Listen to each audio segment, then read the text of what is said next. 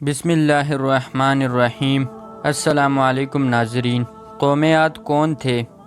دنیا کی سب سے طاقتور ترین قوم کو اللہ رب العزت نے کیسے تباہ کیا، اور قرآن مجید میں قوم عاد کے حوالے سے کیا ارشاد فرمایا؟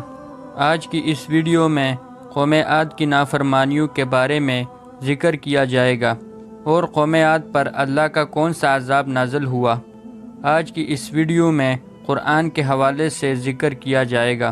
قوم عاد بڑی زور آور اور بڑے بڑے قد اور بڑی جسامت کے مالک تھے۔ قوم عاد بتوں کی پوجا کرتے تھے، وہ اپنے ہاتھوں سے بنائے ہوئے بتوں کی پوجا کرتے اور بتوں سے مدد مانگتے، ان کے آگے سر جھکاتے۔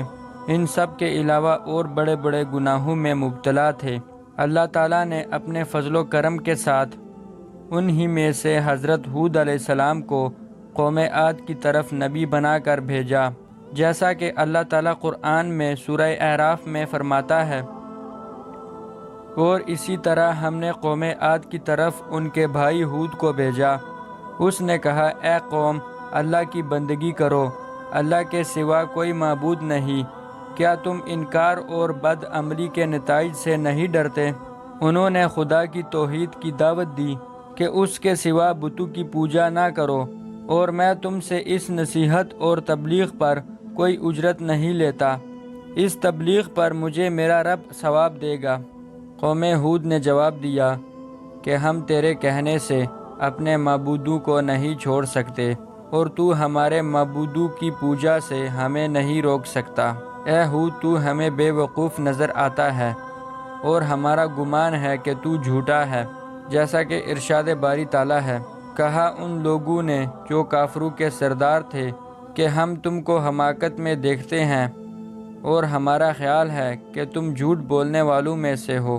اس پر حضرت ہود علیہ السلام نے کہا، جیسا کہ قرآن مجید میں اللہ تعالیٰ فرماتا ہے، کہا ہود نے، اے میری قوم، میں احمق نہیں ہوں، لیکن میں اللہ تعالیٰ کی طرف سے رسول بنا کر تمہاری طرف بھیجا گیا ہوں، اور اللہ کا پیغام لے کر آیا ہوں، اور میں تمہارے واسطے نصیحت کرنے والا ہوں، خدا کا امانت دار ہوں۔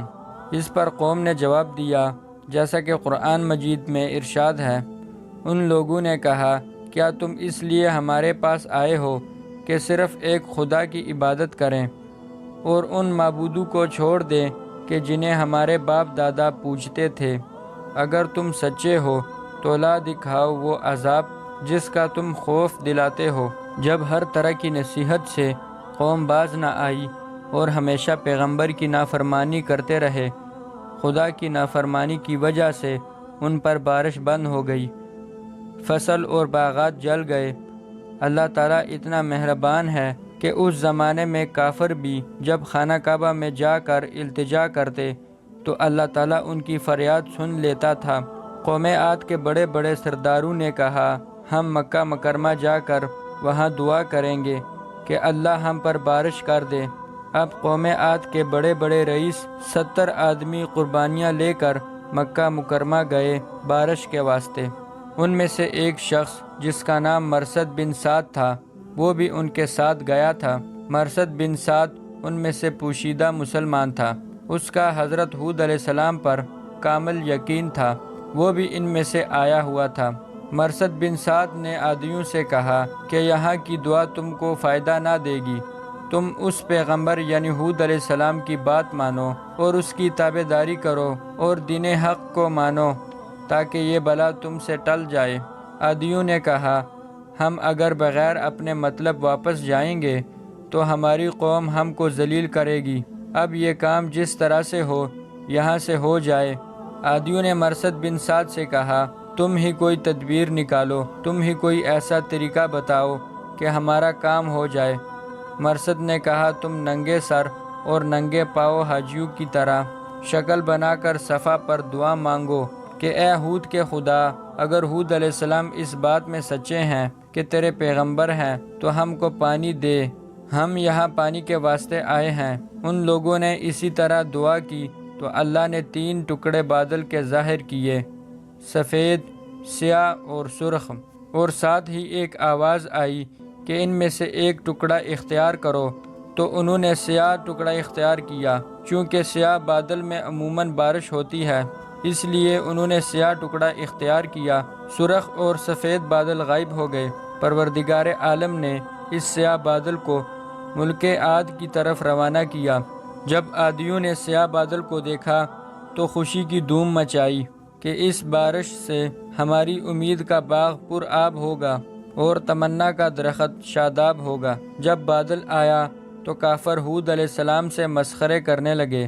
جب ہود علیہ السلام نے دیکھا تو وہ سمجھ گئے کہ یہ عذاب الہی ہے۔ تو جب ہود علیہ السلام نے عذاب الہی دیکھا تو وہ سمجھ گئے کہ اب اللہ کا عذاب آ کر رہے گا۔ تو ہود علیہ السلام نے ایک مرتبہ پھر اپنی قوم سے کہا کہ یہ بادل نہیں ہے، یہ عذاب ہے، اب بھی وقت ہے، اللہ پر ایمان لے آؤ ورنہ اللہ تمہیں غرق کر دے گا۔ تو اس پر قوم نے کہا کہ تم ہمارے زور اور قوت کو جانتے ہو، ہمیں عذاب سے نہ ڈراؤ۔ اس کے بعد ہود علیہ السلام نے عذاب الہی دیکھا تو 4000 مسلمان جو آپ کے ساتھ تھے ان کے لیے اپنی انگلی سے دائرہ بنایا اور مسلمانوں کو اس دائرہ کے اندر بٹھایا اور فرمایا جو کوئی اس دائرہ کے اندر رہے گا وہ عذاب الہی سے بچ جائے گا۔ قوم عاد بادل کو دیکھ کر جمع ہوئے اور اپنے اہل و عیال کو لے کر بادل کے نیچے گئے۔